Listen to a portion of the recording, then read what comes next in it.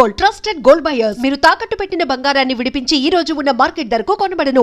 Dhurandhar 2 Hollywood బాలీవుడ్ని Sheikh చేసిన cinema. ఆ దురంధర్కి కథ ఎవరు ఇచ్చారు, ఆ కథ కారకుడు ఎవరు అన్నది అందరికీ తెలిసిందే. ఆయనే అజిత్ దోవల్, మన సైన్యానికి కావాల్సిన వ్యక్తి. అటువంటి వ్యక్తి ఉండబట్టే ఈరోజు మనం సేఫ్గా ఉన్న విషయాన్ని ప్రతి ఒక్కరు గుర్తిస్తుంటారు, ముఖ్యంగా భారత సైన్యం. అందుకే ప్రధానమంత్రి మోడీ గారి దగ్గర నుండి క్యాబినెట్లో ఎవరైనా ఆయన మాటకి విలువిస్తుంటారు. మన సైన్యానికి ఆయన దిక్సూచి లాంటివాడు. ఆ అజిత్ దోవల్ అసలు ఆయన ఎలా ఉంటారు, ఆయన ఈ స్థాయికి రావడానికి ఎంత కష్టపడ్డారన్న విషయాన్ని మనతో మాట్లాడడానికి ఎక్స్ ఆర్మీ ఆఫీసర్ ఓబ్రాయ్ గారు ఉన్నారు. అని అడిగి తెలుసుకుందాం. సార్ నమస్తే. నమస్తే సార్. అజిత్ దోవల్ సార్, మనకి ఆయన అంటే మనకే కాదు భారత సైన్యానికి ఆయన కళ్ళు చెవు ముక్కి ఏమన్నా ఆయనే చెప్పొచ్చండి. అంటే ఆయన ఇచ్చిన ప్లాన్ని వీళ్ళు యాక్షన్ చేస్తుంటారన్నది చాలామంది చెప్తుంటారు. అంటే ఈరోజు అజిత్ దోవల్ అంటే ఇండియా కాదు సార్. అజిత్ దోవల్ సలహా ప్రపంచంలో ఆల్మోస్ట్ 40 పైగా దేశాలు తీసుకుంటారు సార్. అంత master mind sir. Master mind అంటే గూఢాచారం, కూట్నీతి ఇవన్నీ ఎలా చేయాలి, ఒక టెక్స్ట్ బుక్ డెఫినేషన్ ఎగ్జాంపుల్లో ఎలా ఎగ్జిక్యూట్ చేయాలి, మాస్టర్ మైండ్ సార్. అంటే ఆయన మైండ్లో ఏం నడుస్తుందో ఎవ్వరికీ తెలియదు సార్. పక్కన ప్రధానమంత్రి కూర్చొని ఉంటారు, ఆయనకు కూడా తెలియనివాడు సార్. ఎందుకంటే గూఢాచారి యొక్క బేసిక్ మూలమే సీక్రసీ సార్. ఎవ్వరికీ చెప్పకుండా కడుపులోనే దాచుకొని మొత్తం ప్లాన్ డిజైన్ చేసిన తర్వాత ఎగ్జిక్యూషన్ ముందు ఓకే సార్ ఆ టిక్ పెట్టించుకోవాలి కదా, ఓకే సార్ అని చెప్పి అప్పుడు చెప్తాడు. అంటే గో హెడ్ అని చెప్పించుకుంటాడు అంతే. గ్రీన్ సిగ్నల్ కోసం మాత్రమే. అండ్ చాలా సిన్సియర్గా only need to know basis. దేశానికి ప్రధానమంత్రి అయినా సరే అన్ని విషయాలు ఆయనకు కూడా చెప్పడు. ఎందుకంటే ఇన్ఫర్మేషన్ ఎక్కడి నుంచి ఎలా లీక్ అవుద్దో తెలియదు కాబట్టి ఎన్నో విషయాలు ఆయన దగ్గరే దాచుకుంటాడు, కడుపులో దాచుకుంటాడు 100% సార్. రా ఒక ఇంటెలిజెన్స్కి ఏజెంట్ అవ్వాలి అంటే కావాల్సిన బేసిక్ క్వాలిటీయే అబ్జర్వ్ చేయాలి, సైలెంట్గా ఉండాలి. అబ్జార్బ్ చేసుకోవాలి, సైలెంట్గా ఉండాలి. యాక్షన్ చేయాలి, సైలెంట్గా ఉండాలి. మీరు ప్రతి 2వ 3వ రోజు న్యూస్ వస్తూ ఉంటుంది, unknown gunman killed XYZ Lashkar-e Taiba, unknown gunman killed XYZ Jaish-e Mohammed. ఈ అన్నోన్ గన్మ్యాన్లు ఎవరు పంపిస్తున్నారు, ఎలా పంపిస్తున్నారు, అసలు వాళ్ళు ఏం చేస్తున్నారు, వీళ్ళందరి వెనక కారణము ఈయనే సార్. సార్ మనం ఒకసారి రా ఏజెంట్లకు వెళ్ళే ముందు అజిత్ దోవల్ సార్ ఎవరు, ఎప్పుడు వచ్చి ఉంటారు, ఆయన యాక్షన్ ఎలాగుంటుంది అనేది ఒకటి ఎగ్జాంపుల్గా సార్. ఎప్పుడైనా సార్ హీఈస్ బేసికలీ అన్ IPS ఆఫీసర్ సార్. కేరళ కాడర్కి చెందిన ఒక IPS ఆఫీసర్ సార్. అప్పట్లో 1970s 80sలో కేరళలో జరుగుతున్న కమ్యూనల్ వైలెన్స్ని కూడా సింగిల్ హ్యాండెడ్గా కంట్రోల్ చేసిన వ్యక్తి. అప్పుడే వెంటనే ఇందిరాగాంధీ గారు కళ్ళలో పడిపోయారు. నాకు ఈ మనిషి కావాలి. దేనికి కావాలి? నార్త్ ఈస్ట్ ఇన్సర్జెన్సీ చైనా వాడు చాలా ఇబ్బందులు క్రియేట్ చేస్తున్నాడు, వాళ్ళ యూనిటీని బ్రేక్ చేయాలి. ఆ యొక్క ఉద్దేశంతో ఆయన నార్త్ ఈస్ట్కి పంపించడం జరిగింది సార్. అజిత్ దోవల్ గారే లేకపోతే మన దేశంలో ఈరోజు నార్త్ ఈస్ట్ ఉండేదే కాదు సార్. ఎందుకంటే వాళ్ళు చాలా గట్టిగా ప్రిపరేషన్ చేసుకున్నారు. ఏమని, మనం భారత్లో కలవకుండా మనం భిన్నంగా అయిపోయి వేరే ఒక దేశాన్ని సృష్టించాలి అన్న ఉద్దేశంతో ఒకవైపు చైనా లాంటి దేశాల నుంచి ఆయుధాల సపోర్టు, మయన్మార్ లాంటి దేశాల నుంచి ఉగ్రవాదుల సపోర్ట్లు తీసుకొని భారత్ నుంచి విభిన్నంగా అయిపోవాలి అనేది వాళ్ళ ప్లాన్ సార్. ఈ ప్లాన్ అంతటిని విఫలం చేసింది అజిత్ దోవల్. ఈరోజు ఆ 7 సిస్టర్స్ అంటాం కదా సార్ మనము, ఆ 7 సిస్టర్స్ మన దేశంలో ఉన్నారు అంటే ఏకైక credit goes to Ajit Doval గారే సార్. అంటే ఈయన ఎలా అంటే సార్, మీరు గమనించుంటారు సార్, కొందరిలో కన్విన్సింగ్ స్కిల్స్ చాలా బాగుంటాయి. అంటే వాళ్ళు చెప్పింది మనకు వినేయాలనిపిస్తుంది, మనల్ని నమ్మేయాలనిపిస్తుంది. అంటే 2 పక్షాలని కూర్చోబెట్టి ఇద్దరికి అడ్వాంటేజ్గా చూపిస్తూ కానీ దేశాన్నే ప్రయారిటీగా పెట్టి కన్విన్స్ చేసే కెపాసిటీ ఆయనలో ఉంది సార్. అందుకే ఆయన్ని జేమ్స్ బాండ్ ఆఫ్ ఇండియా అని కూడా అంటారు sir. The most wanted man in the world today. World అంటున్నాను సార్, ప్రపంచంలోనే ఈరోజు ఉన్న సార్ ప్రతి ఒక్క దేశంలో సెక్యూరిటీ అడ్వైజర్స్ ఉంటారు కదా సార్. ఎందుకు ఈయన పేరే ముందుకు వస్తుందంటే ఈయన దిగాడు అంటే అక్కడ మనకి సక్సెస్ తప్పితే ఇంకేమీ రాదు సార్. ఆ సక్సెస్ని అలా డిజైన్ చేసుకొని రంగంలో దిగుతారు సార్. అది రష్యా కానివ్వండి, అది మిడిల్ ఈస్ట్ కానివ్వండి, అది యూరప్ కానివ్వండి, అది ఏ దేశమైనా కానివ్వండి సార్. ఈరోజు బంగ్లాదేశ్ కానివ్వండి, ప్రతి ఒక్క దేశంలో ఏం చేయాలి సార్. ఒకప్పుడు మీరు ఎన్నో దశాబ్దాలుగా న్యూస్ కవర్ చేస్తున్నారు సార్. ఒకప్పుడు యూరోపియన్ యూనియన్కి ఇండియా అంటే చాలా చులకన సార్. మిడిల్ ఈస్ట్ వాడు అసలు మాట్లాడేవాడే కాదు ఇండియాతో. ప్రతి దానికి పాకిస్తాన్ అని చెప్పి ఎగిరేవాడు. ఈరోజు ఏం జరిగింది సార్. ఈరోజు యూరోప్లో మనల్ని పిలుస్తారు యాజ్ విఐపి ట్రీట్మెంట్ ఇవ్వడానికి. మన ప్రధానమంత్రికి రెడ్ కార్పెట్ వెల్కమ్ దొరుకుతుంది. మీరు రీసెంట్గా చూశారు, నెదర్లాండ్స్ వాళ్ళు ఎప్పుడో ఏన్షియంట్ టైమ్స్లో మన ఇండియా నుంచి తీసుకెళ్ళిపోయిన మన యొక్క హిస్టారిక్ ఏవైతే ఆర్టిఫాక్ట్స్ ఉన్నాయో అవన్నీ మన దేశానికి తిరిగిస్తున్నారు. ఎందుకు సార్ ఇది ఎలా జరుగుతుంది అనుకుంటున్నారు? ఇదంతా కూటనీతి సార్. దీని వెనుక చాలా డిప్లొమసీ ఉంటుంది. ఇలా వాళ్ళని కన్విన్స్ చేసి మన దేశం పట్ల గౌరవం తెప్పించాలి, మన అనుకున్న దారిలోనే వాళ్ళని నడిపించేలా చేసేదే అజిత్ దోవల్.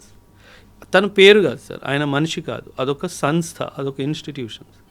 అది మనం గుర్తుపెట్టుకోవాలి సార్. అంత రియాలిటీగా అంత దీంట్లో అంటే ఆయన ట్రైనింగ్ నుంచి వచ్చిందా, లేదా మీరు చెప్పిన కేరళలో సంఘటనలు ఆ విధంగా ఆయనకి కరడు కట్టిన గూఢచారుగా తయారు చేశారు సార్? ఎప్పుడైనా సరే సార్, ఒక మనిషికి he has to submit himself sir. అంటే తనేంటంటే తనని తాను నేను ఈ దేశానికి అంకితం చేసేసుకున్నాను అని ఆయన ఫిక్స్ అయిపోయారు సార్. సార్ ఆయన వయసు ఎంత sir? He's touching 80s right. 80లో ఉన్నారు ఆయన. మనకి 40లోనే ఆయాసం వస్తుంది. ఓ 4 గంటలు ఎక్స్ట్రా పని చేస్తే నిద్ర కావాలి అని మన శరీరం అడుగుతుంది. అలాంటిది మీరు ఊహించండి సార్, మీ ఇంట్లో 80 ఏళ్ళ తాత ఏం చేస్తున్నాడు, పడుకుంటారు. 80 ఏళ్ళ అజిత్ దోవల్ ఏం చేస్తున్నాడు? ఆయన ఫీల్డ్లో ఉంటున్నాడు. అది తేడా సార్. అది అంటే ఆయన బాడీ మైండ్ అంతా కూడా దేశం కోసం అన్నది సార్, అది డివైన్ బ్లెస్సింగ్ సార్. నేను ఇలాంటి బ్లెస్సింగ్స్ ఇద్దరిలో చూశాను సార్. ఒకటి డాక్టర్ రంగరాజన్ గారిలో చూశాను సార్, మన ఎకానమిస్ట్ డాక్టర్ సి రంగరాజన్ గారు, ఆయనలో చూశాను. అజిత్ దోవల్ గారిలో కూడా చూశాను సార్. రంగరాజన్ గారు కూడాను ఆయన నడిచే ఓపిక లేదు, నిల్చునే ఓపిక లేదు, కానీ స్టేజ్కి వెళ్ళి ఎకనామిక్స్ మాట్లాడినప్పుడు 40 నిమిషాలు 45 నిమిషాలు కదలకుండా మాట్లాడతారు. అదేవిధంగా అజిత్ దోవల్ గారు కూడా అంత వయసు అయిపోయినా సరే సార్, వరల్డ్ ట్రావెల్స్, మీటింగ్స్ తర్వాత మీటింగ్స్ సార్. అది మనం ఒక చిన్న కంపెనీ నడపడానికే స్ట్రెస్ అయిపోతాం సార్. ఈ లావాదేవీలు చూసుకోవడానికి ఒక 10 మంది పని మనుషులు ఉంటారు, వాళ్ళని హ్యాండిల్ చేసుకోవడానికి మనకు స్ట్రెస్ వచ్చేస్తుంది అంటారు. ఆయన దేశాన్ని హ్యాండిల్ చేస్తున్నాడు కదా సార్. ఆ వయసులో అంత స్ట్రెస్ తీసుకుంటూ అసలు ఉఫ్ అనకుండా పనిచేస్తున్నారు. ఏనాడు అంటే నేను అంటే ఆయన్ని చాలా దగ్గరగా చూశాను సార్. ఇక్కడ అంటే ఆయన్ని దగ్గరగా చూడడం అంటే కొన్ని ఆపరేషన్స్లో జాయింట్గా మాకు బ్రీఫింగ్స్ జరుగుతున్నప్పుడు I was present there sir. అంటే ఆయన ఎంత సైలెంట్ పర్సన్ అంటే సార్, మనకి జనరలీ అలవాటు ఉంటుంది, మనం లొడలొడ వాగేస్తాం సార్. ఆయన అది కాదు సార్. ఆయన ప్రతిదీ గమనిస్తాడు. అంటే మనిషిని గమనిస్తాడు, మనిషి మాటని గమనిస్తాడు, మనిషి మైండ్లో నడుస్తున్న ఉద్దేశాన్ని గమనిస్తాడు. ఇప్పుడు మనకి రాయసీనా డైలాగ్ అని చెప్పి ఒక ప్లాట్ఫామ్ ఉంది సార్. ఆ రాయసీనా డైలాగ్స్లో వీళ్ళు ఏం చేస్తారంటే ప్రతి పెద్ద పెద్ద దేశాలకి చెందిన డిఫెన్స్ హెడ్స్ని, వాళ్ళ నేషనల్ సెక్యూరిటీ అడ్వైజర్ అందరిని పిలుస్తారు సార్. పిలిచి ఏం లేదు మీటింగ్ పెడతాడు సార్.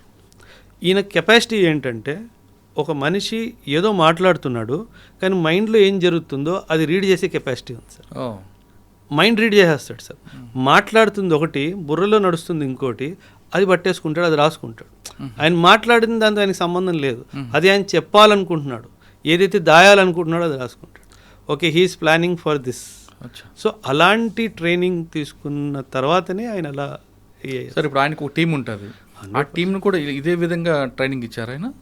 100% మీరు చెప్తున్నట్లుగా ఇప్పుడు మాట్లాడేది ఒకటి, మైండ్లో ఏముంది అన్నది సార్ సార్ అందరూ అర్జునులు అవ్వలేరు కదా సార్. ద్రోణాచార్య వారు అందరికీ ట్రైనింగ్ ఇచ్చారు, కానీ అర్జునుడు ఒక్కడే కదా సార్. సో మన దేశానికి అర్జునుడు అజిత్ దోవల్. సార్ ఆయన్ని మీ దగ్గరగా అంటే ఆయన ఆపరేషన్లో మీరు ఉన్నారు కాబట్టి ఒక ఆపరేషన్ చెప్పండి. అంటే ఆయనతో ఆపరేషన్ అని కాదు సార్, లైక్ ఫర్ ఆయన డైరెక్షన్లో అండర్స్టాండింగ్ సార్. మనం 1970sలో దేని గురించి మాట్లాడతాం సార్ అంటే రా గురించి మాట్లాడతాను సార్ నేను. ఇప్పుడు ఆయన ఎగ్జాక్ట్గా చెప్పాలంటే ఆయన కాంట్రిబ్యూషన్ పాకిస్తాన్లో ఒక చాలా పెద్ద కీలకమైన ఒక ఆపరేషన్ సార్. పాకిస్తాన్ న్యూక్లియర్ వెపన్ని తయారు చేసుకుంటుందా లేదా, ఇది ప్రశ్న సార్. ఈ ప్రశ్నకి మన భారతదేశానికి జవాబు కావాలి. ఎవరిని డైరెక్ట్గా అడిగితే చెప్పలేరు కదా సార్, ఎవరు చెప్పరు కూడా కదా సార్. దాన్ని పట్టుకోవాలి. ఎలా పట్టుకోవాలి? పాకిస్తాన్లో ఎంటర్ అవ్వాలి. సో ఈయన ఒక టీంని తయారు చేసుకొని పాకిస్తాన్లో ఎంటర్ అవ్వడం జరుగుతుంది సార్. పాకిస్తాన్లో ఒక ప్లేస్ కహూతా అని చెప్పి ఒక ప్లేస్ సార్. ఆ కహూతా అనే ప్లేస్లో వీళ్ళు న్యూక్లియర్ ఎక్స్పెరిమెంట్ చేస్తున్నారు ఒక ప్రిమైసిస్లో. ఇప్పుడు న్యూక్లియర్ ఎక్స్పెరిమెంట్ జరుగుతుందంటే సాధారణంగా లోపల ఎవ్వరికి వెళ్ళడానికి వీలు ఉండదు సార్, అనుమతి ఉండదు. కాకపోతే కనుక్కోవాలి ఏం జరుగుతుందో. అందరు వస్తున్నారు, పెద్ద పెద్ద బళ్ళు వస్తున్నాయి, విఐపి ప్రొటెక్షన్స్ వస్తున్నాయి, లోపల వెళ్తున్నారు, బయటకు వెళ్తున్నారు, కానీ ఏమీ అర్థం కావట్లేదు. అసలు ఏం జరుగుతుందో అనేది క్లారిటీ లేదు. అప్పుడు ఈయన తెలివిగా ఏం చేశారంటే సార్, కొందరు సైంటిస్టులని ఫాలో అయ్యాడు సార్. కొందరు సైంటిస్టులని ఫాలో అయ్యి వాళ్ళు కటింగ్కి ఎక్కడికి వెళ్తున్నారో కనుక్కున్నాడు సార్. హెయిర్ కటింగ్కి ఎక్కడికి వెళ్తున్నారో కనుక్కున్నాడు. ఆ కటింగ్ షాప్కి వెళ్ళి వాళ్ళ హెయిర్ శాంపుల్స్ని చాలా తెలివిగా తీసుకొని వచ్చాడు సార్. ఎప్పుడైనా సరే సార్ న్యూక్లియర్ ఎక్స్పెరిమెంట్ జరుగుతున్న స్థలంలో మనం ఉంటే గనక మన స్కిన్, మన బాడీ, మన హెయిర్ ఫాలికల్స్ మీద న్యూక్లియర్ ఎనర్జీకి రేడియేషన్కి సంబంధించింది అలా ఉండిపోతుంది. వాటిని ఇండియాకి తిరిగి పంపించి నిజంగా దీంట్లో రేడియేషన్ ఎలిమెంట్ ఉందా అని కనుక్కున్నాం సార్. అప్పుడు మనకు తెలిసింది ఏంటంటే అవును, ఈ కహూతా అనే స్థలంలో పాకిస్తాన్ వాళ్ళు న్యూక్లియర్ వెపన్ని తయారు చేసుకోవడానికి అంత రీసెర్చ్ జరుగుతుంది అని చెప్పి. అప్పట్లో మొరార్జీ దేశాయ్ గారు మన ప్రైమ్ మినిస్టర్ అనమాట.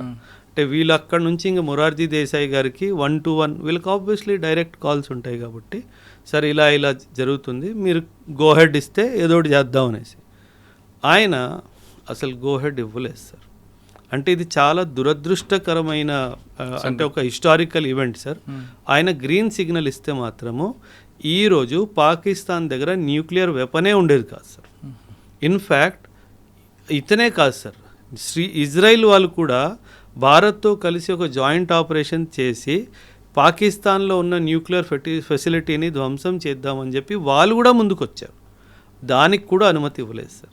సో అది ఇచ్చుంటే కనుక ఖచ్చితంగా ఈరోజు పాకిస్తాన్ అయితే సార్, ఇప్పుడు మీరు గమనిస్తే కనుక sir, Pakistan is the only Islamic country that has a nuclear weapon. దానివల్ల పాకిస్తాన్ వరల్డ్ డిప్లొమసీలో చాలా పై ఎత్తుకు వెళ్ళిపోయింది సార్. ప్రతి దేశం పాకిస్తాన్తో మంచి సంబంధాలు ఏర్పాటు చేసుకోవాలి అని అనుకుంటుంది, ఎస్పెషలీ ఇస్లామిక్ దేశం. అండ్ మనతో దగ్గరికి రావాలంటే పాకిస్తాన్కి దూరం అయినట్టుగా సార్ లెక్క.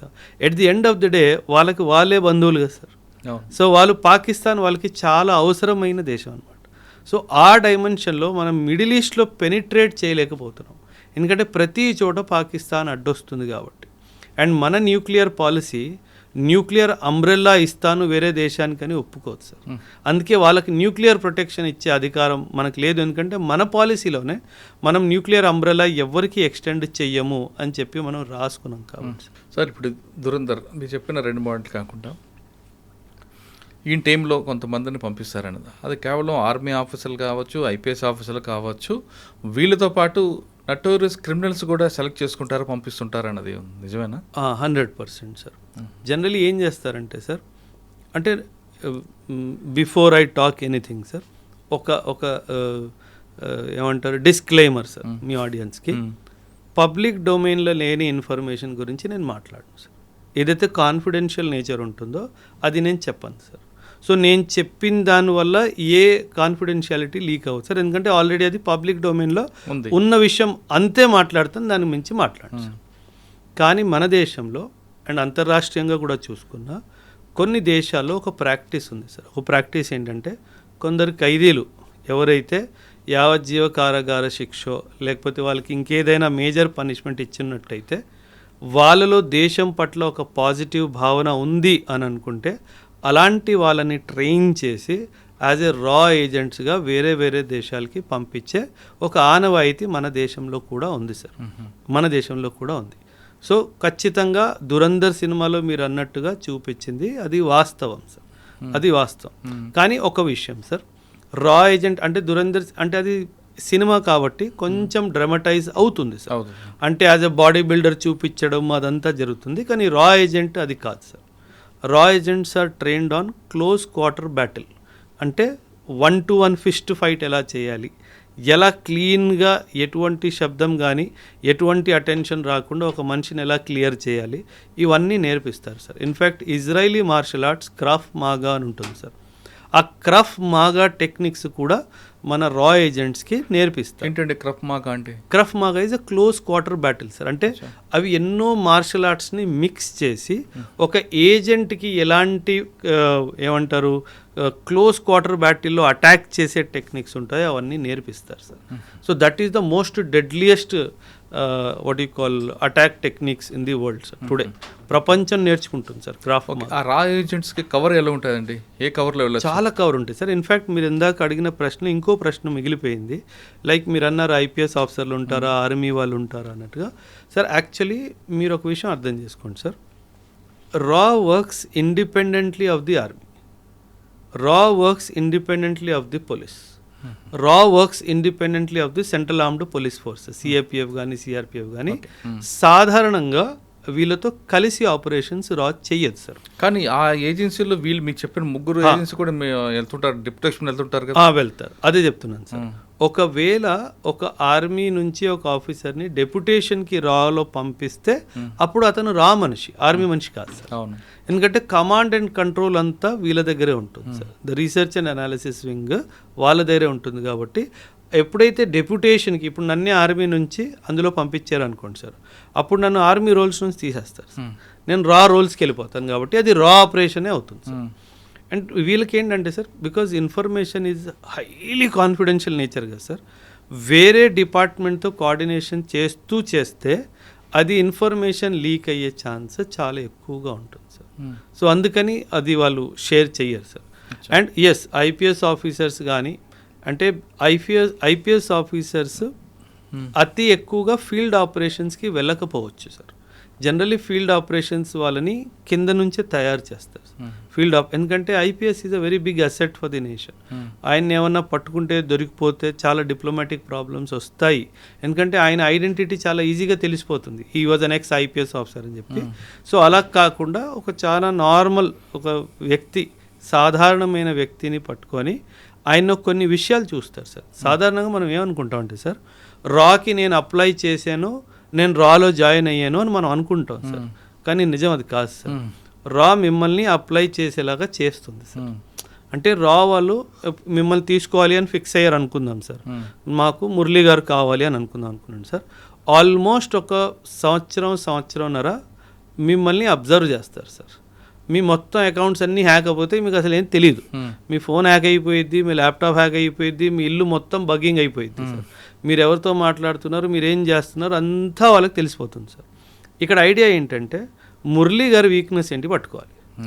మురళీ గారి వీక్నెస్ డబ్బా, మురళీ గారి వీక్నెస్ అమ్మాయా, మురళీ గారి వీక్నెస్ ఇంకేమైనా హోదానా, ఇవన్నీ తెలుసుకుంటారు.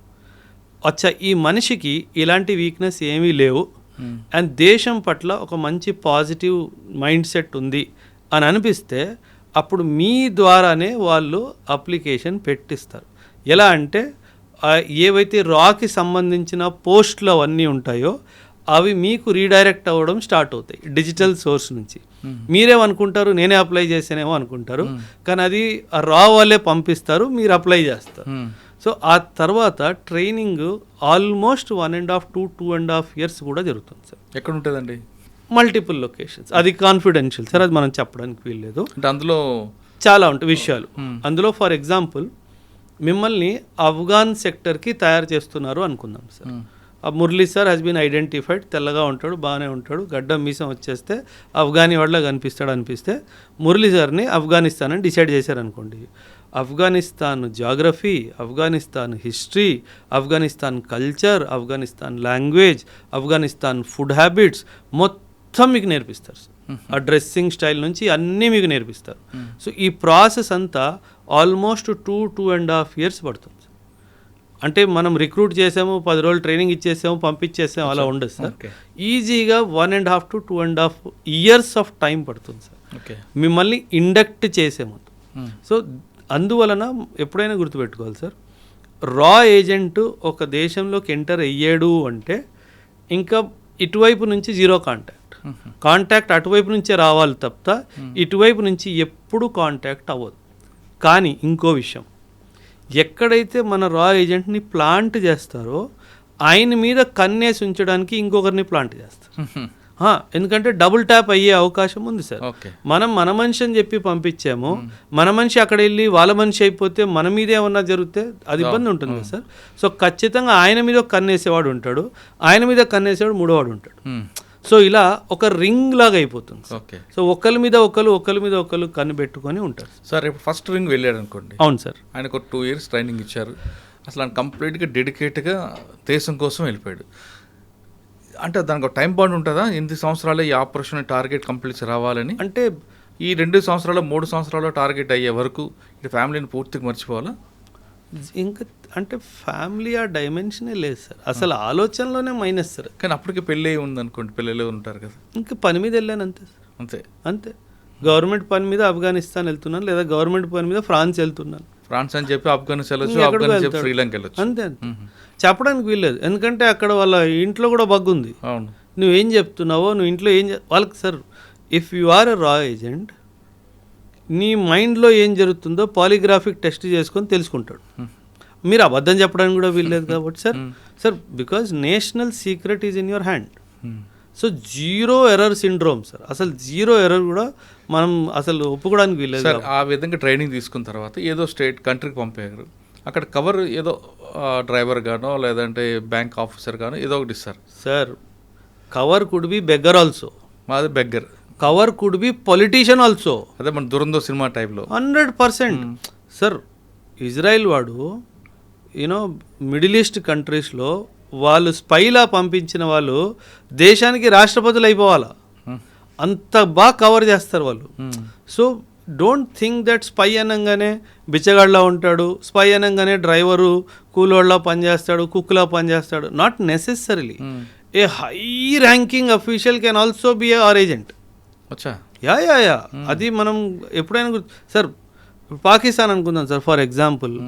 వాళ్ళకి ఏముంది సార్, కక్కూర్తనం, డబ్బుల కోసం దేశాన్ని అమ్మేసే జాతి వాళ్ళది. సో కొన్ని డబ్బులు వాళ్ళు మొహన్ పడేస్తే వాడు ఏమైనా చేస్తాడు కదా సార్. ఎమ్మెల్యే చేయొచ్చు, ఎంపీ ఏమైనా చేయొచ్చు, మిమ్మల్ని రాష్ట్రపతి చేసేస్తారు, మిమ్మల్ని ప్రధానమంత్రి చేసేస్తారు. అందులో ఏముంది సార్, వాళ్ళు డబ్బుల కోసం ఏమైనా చేయడానికి సిద్ధంగా ఉన్నారు సార్. సో మన దగ్గర డబ్బుకి దేవుడి దేవాల లక్ష్మీదేవి కటాక్షంగా మనకి ఏ తక్కువ లేదు దేశానికి. సో హ్యాపీగా ఎవరు ఆ విధంగా ఒక టార్గెట్ ఇచ్చారనుకోండి, మనకి ఏదో కంట్రీలో సీక్రెట్స్ కోసం పంపించారు, ఆ టార్గెట్ అయ్యే వరకు రాకూడదా? Generally no sir. ఇన్ఫ్యాక్ట్ ఒక్కొక్కసారి ఏమవుతుందంటే సార్, ఆ టార్గెట్ అయిపోయిన తర్వాత కూడా అడిషనల్ టాస్క్ కూడా ఇచ్చే అవకాశం ఉంది సార్. అంటే ఇప్పుడు ఫర్ ఎగ్జాంపుల్ ఒక ఏజెంట్ని ఒక లష్కరే తైబాకి చెందిన ఒక కమాండర్ని ఎలిమినేట్ చేయడానికి పంపించారు, రైట్ సార్. వీడు చాలా ఎక్సలెంట్గా ఒక 6 నెలలు 8 నెలలు టైం తీసుకొని వాడు మూమెంట్ అంతా ట్రాక్ చేసి అసలు 0 error తోటి వాడిని ఎలిమినేట్ చేయడం జరిగింది సార్. ఈ గన్మెన్ ఎపిసోడ్స్ నా బుర్రలో ఎన్ని ఎంటుకలు ఉన్నాయో దానికంటే ఎక్కువ ఉన్నాయి సార్. సో ఇప్పటికొచ్చి వాస్తవం సార్, ఒక్క ప్లాన్, ఒక్క ఆపరేషన్ ఫెయిల్ అవ్వలేదు సార్. ఏనాడైనా గన్మెన్ దొరికిపోయాడా అని విన్నారా సార్? లేదు, ఉంటుంది. సమస్య లేదు సార్, అది ఏ కంట్రీలో ఉండదు, అది ఫుల్ ప్రూఫ్ సార్ అది. ఎందుకంటే వీళ్ళు చాలా ఎందుకంటే మీరు అన్నట్టు మీరు టైం స్లాగ్, వాళ్ళకి టైం ఉండదు సార్, వాళ్ళకి టార్గెట్. నీకు టార్గెట్ ఇచ్చాను, ఈ పాకిస్తానీ బ్రిగేడియర్ వీడు 1999 వార్లో మన దేశానికి అన్యాయంగా ఇచ్చేసాడు, ఇంతమంది సైనికుల్ని చంపించింది వీడిని ఎలిమినేట్ చేయాలి, నీ టార్గెట్ టైం తీసుకో. సో మనము ఎంత క్లాసికల్గా ఎగ్జిక్యూట్ చేసామంటే, ఒక బ్రిగేడియర్ రీసెంట్గా పాకిస్తానీ బ్రిగేడియర్ వాడు రిటైర్మెంట్ అయ్యి రోజు రిటైర్మెంట్ తీసుకొని ఇంటికి వెళ్తుంటే దారిలో చంపాం సార్. అంటే వాడిని చంపాలి, అది ఫిక్స్. వాడి ఇంటికి వెళ్తే ఆ రోజు సాయంత్రం వాడు retirement end as a brigadier. వాడి ఇంటికి వెళ్ళే ముందు వాడిని చంపాం సార్, వాడి ఇంటి గుమ్మం ముందు చంపేవాడు. అది రా సార్. ఓకే, ఆ టార్గెట్ అయిపోయిందండి, మీరు చెప్పిన టాస్క్ క్లోజ్. నెక్స్ట్ అడిషనల్గా యాడ్ అవుతుందా, లేదు వాళ్ళు తిరిగి బ్యాక్ టు హోమ్కి వచ్చి? జనరల్లీ ఏమవుతుందంటే సార్, ఇది అక్కడికి వెళ్ళి కిలో బియ్యం తీసుకురా కాదు కదా sir. It's a very highly stressful task sir. సాధారణంగా పిలిపించేస్తారు, సో దట్ ఒక 2 months 3 months ఫ్యామిలీతో టైము కొంచెం కూల్ డౌన్ అయ్యి. ఎందుకంటే సార్ సార్ బీయింగ్ ఎ రా agent is not being a chef in a hotel. It is not that work sir. అనుక్షణము నేను ఎవరినో తెలిసిపోతుందా, నేను దొరికిపోతానా, నన్ను చంపేస్తారా, అనుక్షణం మీ మైండ్లో ఆ స్ట్రెస్ ఉంటే మీరు ఎలా ఉంటారు సార్? మనం ఓన్లీ మనం చేస్తున్న పిచ్చి పని కూడా స్ట్రెస్ తీసేసుకుంటాం. జస్ట్ ఇమాజిన్, మీరు స్టూడియోకి వస్తున్నారు, స్టూడియోలో ఎవరోడో నా కోసం కాసుకొని కూర్చొని ఉంటాడు, వాడు నన్ను ఈరోజు వేసేస్తాడు అనిపిస్తే మీరు ఎంత ఫ్రీ మైండ్తో ఉండగలరా సార్? ఉండలేవు. Imagine somebody 8 months, 10 months, 12 months, 14 months, 2 years ఆ స్ట్రెస్ని తట్టుకోకుండా ఎవ్వరికీ దొరకకుండా అక్కడ కూర్చొని ఆపరేషన్ ఎగ్జిక్యూట్ చేస్తే జనరలీ మనం తిరిగి పిలిపించేస్తాం. ఒకటి అప్రిసియేషన్ కోసం పిలుస్తాం, రెండోది రెస్ట్ అండ్ రికూప్ అంటారు సార్. ఆ రెస్ట్ అండ్ రికూప్ కోసం కూడా సాధారణంగా పిలిచేస్తాం. కాకపోతే మోటివేషన్ లెవెల్ ఈ ఏజెంట్స్ ఎలా ఉంటుందంటే, సార్ వాడితో పాటు వాడిని కూడా చూశాను, నాకు కొంచెం టైం ఇస్తే వాడిని కూడా వేస్తా, అక్కడ నుంచి వస్తుంది సార్. అది సార్ అది అల్టిమేట్ కిక్ కదా సార్. మన దేశానికి హాని చేసిన వాడిని చంపడంలో వచ్చే కిక్ ఇంకేం కిక్ ఉంది సార్? అవసరం లేదు. ఇంకా వాడంతా పోతుంది. వాడిని నేను ఈరోజు వేసేసాను అన్న అనుభవము వాడిలో ఉన్న అలసట అంతా ఒక 5 seconds వ్యానిష్ అయిపోయింది. So that is how the entire scheme of రా ఏజెంట్స్ వర్క్ సార్. అక్కడికి వెళ్ళాక మీరు చెప్పినట్లుగా అసలు అందరూ దిగితే ఇంకా మజా వేరుంటుంది సార్. అంటే ఇంకా వాళ్ళు అహర్నిశలు దేశానికి వాళ్ళని వాళ్ళు సమర్పితం చేసేసుకున్నారు సార్. అంటే సార్ చూడండి, అంటే దాంట్లో రిటైర్మెంట్ అని ఉండదు. అదే చెప్తున్నాను సార్. చూడండి సార్, సూపర్. ఒక సైనికుడు దేశాన్ని సేవ చేస్తూ ప్రాణాన్ని కోల్పోతే ఒక మారటైర్ అని చెప్పి న్యూస్ పేపర్లో పెద్ద పెద్ద పొలిటీషియన్స్, పెద్ద పెద్ద సమాజానికి చెందిన వాళ్ళు వెళ్ళి వాళ్ళ రెస్పెక్ట్స్ వాళ్ళు ఇస్తారు. కానీ ఒక సైలెంట్గా ఒక ఏజెంట్కి ఏమైనా అయితే అసలు మావాడు కాదనేస్తారు కదా సార్. అంటే మన దేశము మనల్నే కాదు అని అనేస్తుంది, అయినా సరే మనం మన దేశం కోసం పోరాడాలి. ఆ ఆలోచన రావాలి అంటే మీరంతా కమిటెడ్గా ఉండాలి సార్. అసలు అది దాన్ని మించి లేదండి, అసలు లేదు కదా సార్. అంటే మన అందరికీ ఒక రికగ్నిషన్ మనకు పురుగు ఉంటుంది. ఒరే నేను చేశానని చెప్పరా, నేను చేశాను రా, వాడికి అసలు ఆ ఫీలింగే లేదు కదా సార్. అయితే చేశాను లేదా అంతే సార్, అయితే చేశాను లేకపోతే పోతాను అంతే. మూడో ఆప్షన్ లేదు కదా సార్ అక్కడ. అంటే అక్కడ నేను దొరికిపోతే వీళ్ళు ఫోన్ చేస్తే నన్ను పంపించేస్తారు, లేదు కదా సార్. అది గుర్తుపెట్టుకోవాలి సార్. గ్రేట్ అండి. అసలు మనం మాటల్లో చెప్పలేము సార్. రా ఏజెంట్స్ చేసే ఈ దేశానికి రా ఏజెంట్స్ చేస్తున్న త్యాగం కానీ సర్వీస్ కానీ దానికి సాని లేదు సార్. ఇంక దానికి కంపారిజనే లేదు సార్, అసలు చేయడానికి వీల్లేదు. కానీ మన దగ్గర రా ఏజెంట్ ఉన్నారు, వేరే కంట్రీలో ఇంకొక ఏజెంట్ ఉంటారు, వాళ్ళు కూడా మన దగ్గర తీసి పంపిస్తుంటారు భారతదేశానికి. ఐఎస్ఐ అని పెడుతుంటారు, కానీ వాళ్ళ యాక్టివిటీస్ వేరే కనిపిస్తుంటాయి కదండి. అంటే వేరేగా అంటే సార్, ఇప్పుడు మన దగ్గర ఉంది, మనం ఒక టాస్క్ ఇచ్చాం, మన కంట్రీకి లాస్ చేస్తున్నాం, ఆ టాస్క్ మీదే ఉంటుంది తప్ప అక్కడ అరాచకాలు చేయాలనో లేదా ఇంకోటి మనం చూపించాం. కానీ పాకిస్తాన్ నుంచి వచ్చిన వాళ్ళు ఇక్కడ వాళ్ళ టాస్క్ బ్లాస్టులు చేయడం ఇటువంటి చేస్తుంటారు కదా. వాళ్ళు స్పై ఏజెంట్స్ కాదు, ఆ టెర్రరిస్టులు సార్. వాళ్ళకి అసలు ఏం జీరో. ఆ టెర్రరిస్టులను చూసుకునే బాధ్యత మన ఆర్మీ వాళ్ళు చూసుకుంటారు. అది వాళ్ళు రోజు చేసే పని కాబట్టి వాళ్ళతో పెద్ద ఇదేం లేదు సార్. ఓకే, మళ్ళీ మనం వెనక్కి వద్దాం. అజిత్ దోవల్, ఆయన టీం ఎంతమంది ఉండొచ్చండి? అంచనా లేదండి మనం అసలు నంబర్స్లో. సార్ దురంధర్ సినిమాలో చూపించిన క్యారెక్టర్ దోవల్ కొన్ని వందల్లో ఉంటారు సార్, కొన్ని వందల్లో ఉంటారు సార్. ఆయన కింద పనిచేసే వాళ్ళు. ఆ క్యారెక్టర్ మెయిన్ క్యారెక్టర్ ఏందేనా అనుకోవచ్చా? Definitely sir. వై నాట్ అంటే సింపుల్ సార్. కథానాయకుడు ఈయనే సార్. సినిమాలో చూపించినట్టుగా కథానాయకుడు ఈయనే సార్. కథానాయకుడికి ఎప్పుడు ఏ బటన్ నొక్కాలో తెలుసు సార్. అక్కడ గ్రౌండ్ ఏజెంట్ కూడా తెలియదు. మీరు చూసుంటే దురంధర్ సినిమా ఎక్కడ బటన్ నొక్కాలో ఆయన తెలుసు.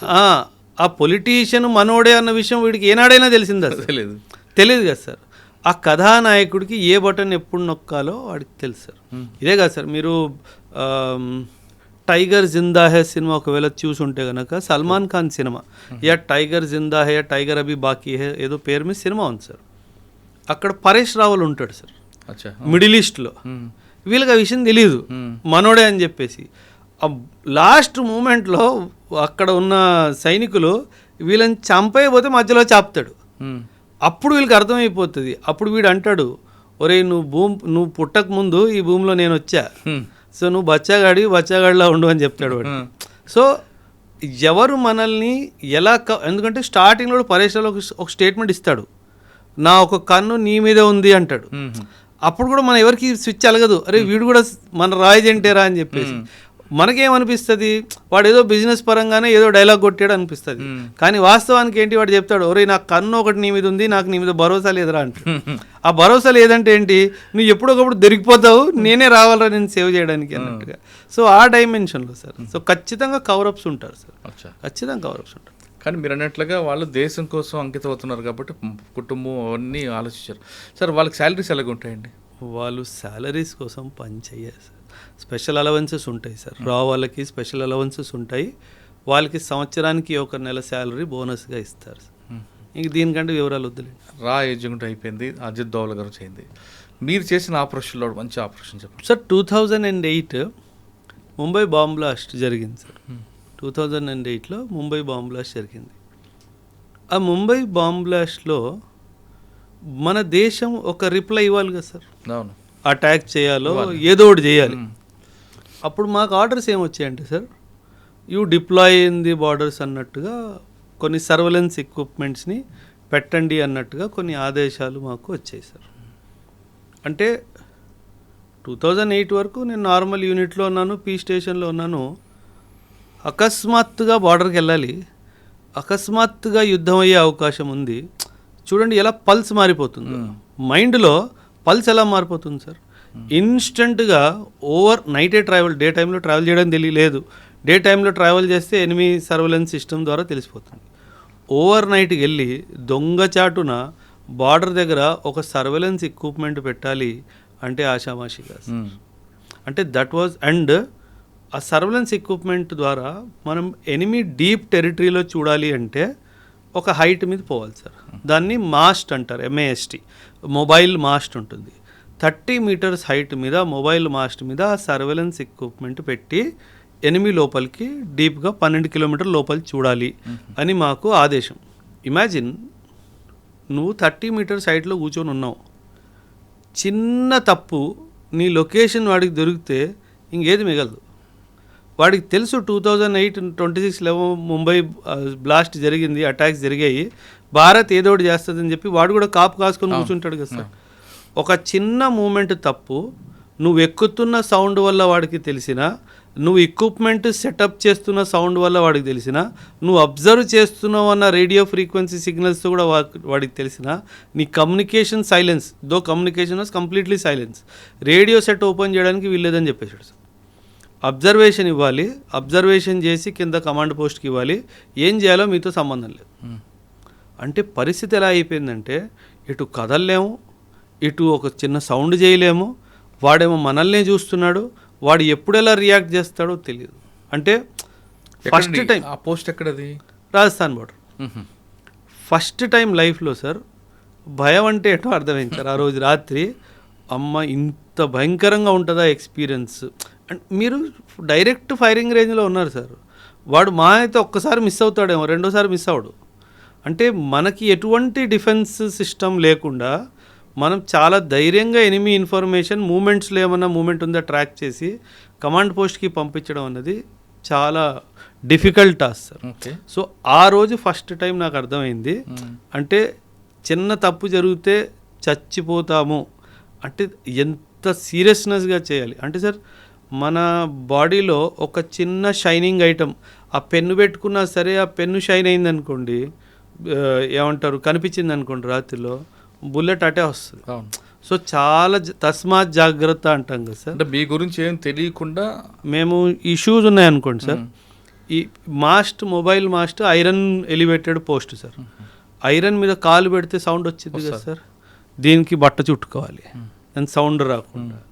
అంటే నాకు కడియం వేసుకుంటాను కదా సార్, ఆ కడియం రాడ్ తగులితే సౌండ్ వస్తుంది. కడియం మొత్తం చేసుకొని దాన్ని దారంతో కట్టి, దానికి కూడా లైట్ పడితే దారంతో కట్టేయాలి దీన్ని. సో అంటే చిన్న చిన్న విషయాలు చాలా జాగ్రత్తగా ఉంటే కానీ అలాంటి ఆపరేషన్స్ ఎగ్జిక్యూట్ చేయలేము సార్. చాలా ఇన్ఫర్మేషన్ గ్యాదర్ వచ్చింది సార్. పాకిస్తాన్ చాలా విపరీతంగా వాళ్ళు పోస్టుల మీద వచ్చి ఆక్యుపై చేయడం జరిగింది సార్. అంటే బట్ సమ్హౌ అటాక్ ఏం మనం చేయలేదు.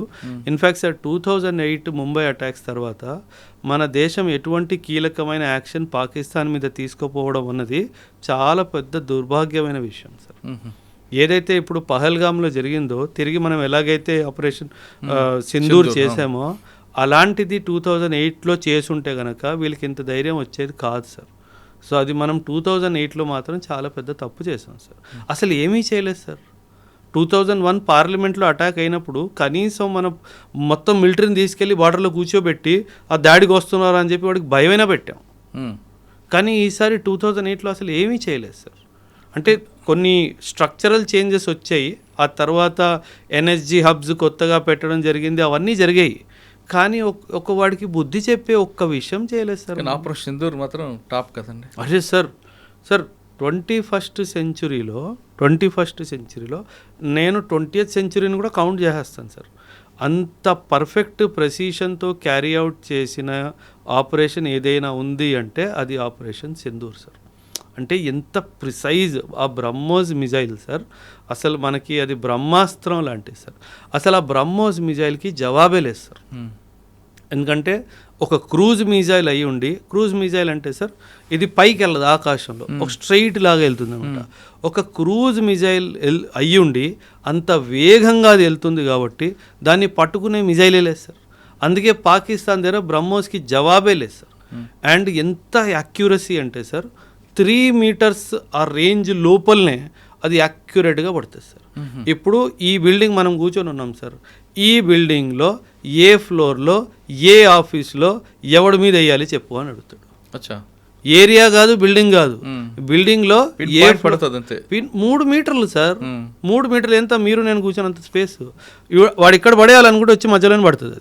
అది మీ మీద పడదు, నా మీద పడదు. అంత ఎక్సలెంట్ అక్యురసీతో మనం తయారు చేసాం సార్. ఇప్పుడు మీరు వినుంటే గనక పాకిస్తాన్లో ఎయిర్ బేసెస్ మీద మనం అటాక్ చేసాము. మీరు గుర్తుంటే ఎయిర్ బేస్ మీద అటాక్ చేసాము. వాళ్ళు ఆ ఎయిర్ బేస్ కింద కమాండ్ పోస్ట్ తయారు చేసుకున్నారు సార్. ఎన్ని మీటర్లు? ఆల్మోస్ట్ 200-250 feet కింద ఉంది ఆ యొక్క న్యూక్లియర్ కమాండ్ పోస్ట్. ఆ న్యూక్లియర్ కమాండ్ పోస్ట్కి ఏసీ వెంట ఉంటుంది కదా సార్. భూమి కింద ఉంది అంటే ఏసీ గాలి వెళ్ళాలి కదా. ఆ ఏసీ వెంట లోపల నుంచి కొట్టాను సార్. ఎందుకంటే కమాండ్ పోస్ట్కి steel and iron reinforced with cement ఉంటుంది. దాన్ని మనం బంకర్ బస్టర్ ఉంటే కనుక పేల్చలేము. మన దగ్గర బంకర్ బస్టర్ బాంబు లేదు. ఏం చేయాలి అప్పుడు? ఏసీ వెంట్ ద్వారా లోపలికి వెళ్ళాలి సార్. ఏసీ వెంట్ ఎంత ఉంటుంది సార్? ఎంత ఉంటుంది సార్? 2x2 1x1 ఉంటుంది. అంత ప్రెసిషన్గా దాని లోపల నుంచి పోయింది సార్. అది సార్, అది టాలెంట్. ఎందుకంటే సార్ మనము we are not experts in weapon manufacturing sir. కానీ ఇప్పుడు రానున్న 20-30 సంవత్సరాలు మాత్రం sir excellent boost for weapons manufacturing. ఎందుకంటే మన దేశము, మన ఇప్పుడు ఉన్న గవర్నమెంట్ చాలా డైమెన్షన్స్లో ప్రైవేటైజేషన్ కూడా తీసుకొచ్చింది సార్ వెపన్స్ మ్యానుఫ్యాక్చరింగ్లో. India is going to be the hub of weapons manufacturing for the world sir. India కాదు, ఫార్ ది వరల్డ్. మనకి యూరోప్ నుంచి ఆర్డర్స్ వస్తాయి, మనకి మిడిల్ ఈస్ట్ నుంచి ఆర్డర్స్ వస్తాయి, మనకి ఈస్ట్ ఏషియా నుంచి కూడా ఆర్డర్స్ వస్తాయి. అంటే మన ఇజ్రాయెల్ పక్కన పెట్టచ్చు అంటే వాళ్ళతో కలిసి చేద్దాం సార్. పక్కన ఎందుకు పెట్టాం సార్? ఇజ్రాయెల్ మనకి చాలా మంచి స్నేహపూర్వకమైన దేశం సార్. 1948, 47 స్నేహపూర్వకం తర్వాత మారచ్చు కదండి. అంటే సార్ కొన్ని సంబంధాలు అంటే వ్యవహారికంగా మనం చూసుకుంటే 47 వారు, 62 వారు, 65 వారు, 71 వారు, 99 వారు, మేజర్ ఇంటెలిజెన్స్ షేరింగ్. ఏ రోజు సార్ ఒక్క విషయం గుర్తుపెట్టుకోండి సార్, దుష్మన్ కా దుష్మన్ దోస్త్. Simple logic sir. అంతే కదా. ఇజ్రాయెల్ కా దుష్మన్ middle east, Islamic world Pakistan, Pakistan का दुश्मन इंडिया, तो दुश्मन का दुश्मन दोस्त हुआ ना सर. एंड इस्लामिक वर्ल्ड में एक ही देश के पास nuclear weapon the only country that has nuclear weapon is Pakistan. So వాడు శత్రువు అయినప్పుడు శత్రువు దోస్తుగా కదా. సింపుల్గా సార్. అసలు మనకి ఇజ్రాయిల్కి భేదాలు వచ్చే అవకాశమే లేదు. అంటే ఎన్నటికీ ఈ రిలేషన్షిప్ పాడవ్వదు సార్. ఎందుకంటే మనం గతంలో కూడా చూసుకున్నాం సరే సార్, జ్యూస్ ఎవరైతే ఉన్నారో మనం హిస్టరీ చరిత్ర మొత్తం తీసేసినా ఈ భూమి మీద 193 దేశాలు ఉన్నాయి సార్. 193 దేశాల్లో కేవలం ఒక్క దేశము, నా భారతదేశము జ్యూస్ని ఏ రోజు మనం ఇబ్బంది పెట్టలేదు, చంపలేదు సార్. అందుకే జ్యూస్ వాళ్ళు ఈరోజు కూడా వాళ్ళ పిల్లలకి ఏం నేర్పిస్తారంటే, మాకేమైనా అయిపోయినా ఇరాన్ లాంటి దేశం మా మీద న్యూక్లియర్ బాంబ్ వేసినా మీకు ఇంకొక ఇల్లు ఉంది, అదే మన భారతదేశము అని చెప్తారు. చూడండి, ఒక దేశము వాళ్ళ పిల్లలకి ఏం నేర్పిస్తుంది, మాకేమన్నా అయిపోయినా మీరందరూ సురక్షితంగా భారత్ వెళ్ళిపోవాలి, అక్కడ మీకు ఆశ్రయం దొరుకుతుంది. సరే, ఈరోజు ఉన్న పరిస్థితుల్లో ఎవడైనా ఇంత క్లారిటీగా వాళ్ళ పిల్లలకి చెప్పే దమ్ము ఎవరికైనా లేదు sir. That is the greatness of my country. Okay sir, మళ్ళీ ప్రజెంట్లోకి వద్దామండి. ఇటీవల బెంగాల్లో బీజేపీ గెలవడం అంత రాజకీయ కోణంలో చూస్తున్నారు తప్ప మన దేశానికి ఎంత సెక్యూరిటీగా వచ్చిందన్న విషయాన్ని కొంతమంది గమనించట్లేదండి. అక్కడ చికెన్ నెక్ ఆ పాయింట్ని కాపాడడంలో గత ప్రభుత్వం విఫలమైంది. ఇప్పుడు బీజేపీ ప్రభుత్వం వచ్చింది కాబట్టి ఖచ్చితంగా దాని మీద ఎక్కువ ఫోకస్ ఉంది. ఎందుకంటే అది దాని మీద మన గ్రిప్ కోల్పోతే చైనా నుంచి కానీ భూటాన్ నుంచి కానీ వేరే వేరే కంట్రీస్ అంతా లోపలికి వస్తారు. అది పాకిస్తాన్ కూడా మరో కారిడార్ అవుతుంది అన్నది చాలామంది అంటుంటారు. అది వాస్తవం కాదు. అసలు ఆ చికెన్ నెక్ ఏంటి సార్? అసలు ఆ సిలిగురి, నేను బెంగాలే కదా సార్, అస్సాం కూడా మాట్లాడుతాను. అస్సాం అండ్ బెంగాల్లో ఉన్న ప్రభుత్వం రావడము, దీన్ని పొలిటికల్ యాంగిల్గా చూడకూడదు సార్. దీన్ని ఒక స్ట్రాటజిక్ యాంగిల్లో చూడాలి. నేషనల్ సెక్యూరిటీకి అయితే 100% నేషనల్ ఇంట్రెస్ట్ అంటారు సార్, నేషనల్ ఇంట్రెస్ట్ యాంగిల్లో చూడాలి. బంగ్లాదేశ్ వాడు ఎంత దుర్మార్గుడు అంటే సార్, మనం జన్మనిస్తే పుట్టింది ఆ దేశం, రుణబంధం ఉండాలి వాడికి, సిగ్గులేని దేశం సార్ అది. అంటే కేవలం మతానికి సంబంధించి నువ్వు వెర్రి వేగుతున్నావు. కానీ నేను సార్ ఈరోజు కూడా India Bangladesh Ganga water treaty, Ganga వాటర్ని డైవర్ట్ చేసి అటు బ్రహ్మపుత్ర వాటర్ని డైవర్ట్ చేశాను అనుకోండి సార్, ఆ దేశం కేవలం 30 సంవత్సరాల్లో ఎడారిలా మారిపోయింది సార్. ఎందుకంటే ఈ రివర్ వాటర్ ఫ్లోయింగ్ అంతా నా వైపు నుంచే ఉంది. అండ్ మనం చాలా పెద్ద హృదయంతో నువ్వు తీసుకో అన్నట్టుగా చేసాం. ఈ చికెన్ నెక్ విషయానికి వచ్చేస్తే, ఈ చికెన్ నెక్ అనే ప్రాంతం ఏంటంటే సార్, మన వెస్ట్ బెంగాల్ ఈస్ట్కి వెళ్తున్నప్పటికీ సిక్కిం ఇటు భూటాన్ కింద ఒక చిన్న stretch of Indian land sir. వీళ్ళ ప్లాన్ ఏంటంటే, అక్కడ నార్త్లో బంగ్లాదేశ్కి చెందిన ప్రాంతం ఏదైతే ఉందో నార్త్లో రంగపూర్ అనే ప్రాంతము, అక్కడ చైనా వాడు వచ్చి వాడ మిజైల్స్ని వాడ ఎయిర్ క్రాఫ్ట్స్ని పెట్టుకుంటాడు సార్. చైనా అన్నారు కాబట్టి సార్, మన పాకిస్తాన్ కన్నా మోస్ట్ డేంజరస్ చైనా అంటున్నారు కదా. Any time sir. పాకిస్తాన్ ఏముంది సార్, పాకిస్తాన్. కానీ మీరు ఒక విషయం గుడ్ సార్, మీరు చాలా మంచి క్వశ్చన్ అడిగారు. చైనా వాడు ఎప్పుడు మనతో యుద్ధం చెయ్యడు సార్, వాడు చాలా తెలివైన వాడు సార్. వాడు యుద్ధాని కోసం మన మీద పాకిస్తాన్ని వాడుకుంటాడు సార్. వాడు పాకిస్తాన్ని వాడుకుంటున్నాడు అన్న విషయము ఆ పిచ్చోడు పాకిస్తాన్ కూడా అర్థం కాదు సార్. అంటే వాడు భుజం మీద తుపాకీ పెట్టి మనతో ఫైరింగ్ చేస్తాడు. ఆ తుపాకీ కూడా వీడిదే సార్, వీడే. అండ్ వీడి తుపాకీయే వాడికి అమ్మిన తుపాకీ సార్. అంటే పాకిస్తాన్ వాడిని వాడుకుంటున్నాడు అన్న క్లారిటీ కూడా వాడికి లేదు సార్. సార్ సింపుల్ సార్, ఈ యుద్ధాల వల్ల పాకిస్తాన్కి వచ్చింది ఏంటి? శూన్యం. అంతే, శూన్యం కదా. పాకిస్తాన్ వాడు అన్నెసెసర్లీ చైనా వాడు వాళ్ళ యుద్ధం కోసము, అమెరికా వాడు వాళ్ళ యుద్ధం కోసం నన్ను వాడుకుంటున్నారు. ఒరే, నేను డెవలప్మెంట్ మీద, ఎకనామిక్ డెవలప్మెంట్ మీద, హ్యూమన్ డెవలప్మెంట్ మీద కాన్సన్ట్రేట్ చేయాలి అన్న ఇంత జ్ఞానం కూడా లేని దేశం సార్ అది. సో చికెన్స్ నెక్కి వెనక్కి వచ్చేస్తే, చైనా వాడు ఉద్దేశం ఏంటంటే సార్, అక్కడ నార్త్ నుంచి అటాక్ చేసి ఒక వ్యాలీ ఉంది సార్, దాన్ని డోక్లామ్ వ్యాలీ అంటారు. ఇటువైపు సిక్కిం, ఇటువైపు భూటాన్, మధ్యలో వ్యాలీ సార్. ఇక్కడ కింద మన చికెన్స్ నెక్ ఉంది సార్. పైనుంచి అటాక్ చేసి బంగ్లాదేశ్ నుంచి కింద నుంచి అటాక్ చేస్తే ఇండియా నార్త్ ఈస్ట్ అంతా కట్ ఆఫ్ అయిపోతుంది సార్. ఇది వాళ్ళ ఉద్దేశం. అండ్ వెస్ట్ బెంగాల్లో ఇంతకుముందు ఉన్న ప్రభుత్వము ఈ విషయాన్ని గమనించకుండా, ఎటువంటి చర్యలు తీసుకుండా నోరు మూసుకొని కూర్చొని ఉంటే ఎలా సార్? సార్, ఎంతమంది లక్షల మంది ఇల్లీగల్ మైగ్రెంట్స్ బంగ్లాదేశ్ నుంచి వస్తున్నా వాళ్ళ మీద ఎటువంటి చర్యలు తీసుకోకపోతే మన దేశం ఏమైపోవాలి సార్? మీకు గుర్తుంటే కనుక 2019లో ఎన్ఆర్సీ జరిగింది అస్సాంలో సార్. అస్సాంలో ఎన్ఆర్సీ జరిగినప్పుడు అసలు 19 లక్షల మంది ఇల్లీగల్గా మన దేశంలో ఉన్నారు అన్న విషయం మనం గుర్తించినప్పుడు వాళ్ళని తిరిగి పంపించడం స్టార్ట్ చేయాలి కదా సార్. అసలు ఎటువంటి యాక్షన్ లేదు సార్. అంటే మీరు పాలిటిక్స్ కోసము, ఓటు బ్యాంక్ పాలిటిక్స్ కోసము దేశాన్నే మీరు తోసేస్తున్నారు కదా సార్. ఆ విషయం గుర్తుపెట్టుకోవాలి సార్. అందుకే ఈ బీజేపీ యొక్క గెలుపుని వెస్ట్ బెంగాల్లో కానీ అస్సాంలో కానీ మనము ఒక స్ట్రాటజిక్ యాంగిల్లోనే చూడాలి తప్పితే ఒక Political. పొలిటికల్ యాంగిల్లో చూసే తప్పు మనం చేయకూడదు సార్. రెండో విషయం ఏంటంటే sir, I don't support any political party sir. ఒకవేళ బీజేపీ ప్రభుత్వం ఏమైనా తప్పు చేస్తే నేను ఖచ్చితంగా నిలదీస్తాను సార్. మీరు ఇది తప్పు చేశారు. ఇప్పుడు విమెన్ రిజర్వేషన్ బిల్ ఉంది సార్, దాన్ని అనవసరంగా డీలిమిటేషన్ బిల్లుతో యాడ్ చేసి దాన్ని ప్రజెంట్ చేశారు. ఆ బిల్లు కాస్త ఫెయిల్ అయిపోయింది సార్. సార్, మనము విమెన్కి పాలిటిక్స్లో 33% ఇవ్వాలి అని చెప్పి ఎప్పటి నుంచి అనుకుంటున్నాం సార్? అంటే 1947లో మనకి స్వతంత్రం వచ్చింది. ఇప్పుడు కూడా పార్లమెంట్లో చూసుకుంటే సింగిల్ డిజిట్ పర్సంటేజ్లో కూడా విమెన్ లేరు సార్. విమెన్ పొలిటికల్ ల్యాండ్స్కేప్కి వస్తే విమెన్కి సంబంధించిన విషయాల్లో చాలా మార్పులు వస్తాయి. అలాంటి విషయాల మీద ఎందుకు ఈ ప్రభుత్వం చెయ్యట్లేదు అన్న కోపం నాకు బీజేపీ మీద ఖచ్చితంగా ఉంది సార్. ఆ బిల్లు ఖచ్చితంగా పాస్ అవ్వాల్సిన బిల్లు సార్. దాన్ని ఎందుకు అనవసరంగా దాంతో క్లబ్ చేసి పాడు చేశారన్నది. సో అందుకే నేను చెప్తున్నాను సార్, ఏ ప్రభుత్వాన్ని నేను సపోర్ట్ చేయను సార్. ఎవరు బాగా పని చేస్తారో వాళ్ళని సపోర్ట్ చేస్తాం సార్, సింపుల్గా సార్. అది మొత్తం మీద తీసుకుంటే మీరు చెప్తున్నట్లుగా బీజేపీ బెంగాల్లో గెలుపు అనేది నేషనల్ ఇంట్రెస్టింగ్, ఇది 100% కాదు. 100%, 1000%. బెంగాల్, అస్సాం బీజేపీ ఉంది కాబట్టి వీళ్ళిద్దరూ కలిసి, ఈ స్టేట్స్ రెండు కలిసి బలం సెంటర్ నుంచి వస్తే ఇల్లీగల్ మైగ్రెంట్ సార్ మన భూమి మీద బెంగాలీ వాడు ఎందుకు ఉండాలి సార్? ఒక మాట సార్, ఎందుకు ఉండాలి? బెంగాల్ వాడు బెంగాల్లో ఉండాలి, ఈస్ట్ బెంగాల్ వాడు. మన ఇండియాలో బెంగాలీస్ ఉన్న వాళ్ళు వెస్ట్ బెంగాల్లో ఉంటారు. ఆ ఈస్ట్ బెంగాల్ వాడు మన దేశానికి అసలు ఎందుకు రానివ్వాలి సార్? మనకు ఆల్రెడీ భూమి లేదు, మనకు ఆల్రెడీ సదుపాయాలు లేవు. అస్సాంలో 1971లో ఉల్ఫా పుట్టిందే ఈ కారణంగా కదా సార్. ఎందుకంటే మీరు ఆ బంగ్లాదేశీ వాళ్ళని ఏమంటారు ఐడెంటిఫై చేసి డిపోర్ట్ చేయట్లేదు అన్న దాంతోనే కదా సార్ ఉగ్రవాదం స్టార్ట్ అయింది అస్సాంలో 1979లో.